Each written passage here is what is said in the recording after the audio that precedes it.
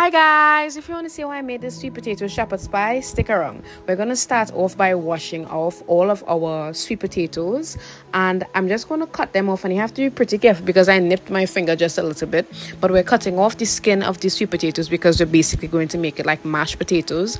Here you can see me just chopping it up a little bit and putting it in my pot. I'm going to put that on the stove, and I'm adding my oil, that's soybean oil, and a little bit of salt. This is just to give it a little bit of flavor, and then I'm going to give it a good mix. Then we're going to move on to actually cutting up my vegetables. I season food with nothing, you know. Anyways, we're going to check on the sweet potatoes at this point, and it has to be tender enough for your fork to go through it with ease, and that's how you know that it's ready to mash this thing up.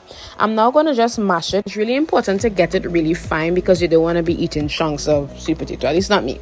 So I'm going to start off by now sauteing my vegetables, and guys, I'm just going to make a cheese sauce first by putting in my vegetables, and then I'm going to add in my milk. This is going to help create that beautiful tasty cheese sauce. We're also going to just season it a little bit with the pack seasoning, and now we're going to add in the cheese. I just add in half because we're going to use the rest later. Anyway, so once I give that a good mix, you need to make sure that the cheeses are actually combined properly. I'm adding in the pepper because I love that, and then I'm adding sweet potato right here. It's so important to actually mash it some more, and that's just so that I could get it as smooth as possible. I'm adding in a little bit more milk, and the rest of that cheese oil had come back.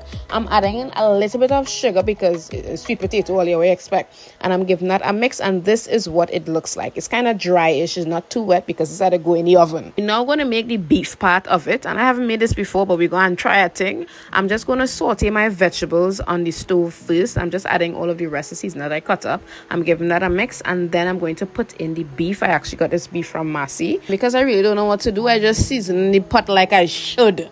I'm just adding in literally everything in my cupboard to hopefully make this thing here taste right. So I season it with my pack seasoning, add in my pepper because why not? And then I'm just going to put in a little bit of soy sauce to make the color a little bit darker because I didn't like how pink it was looking.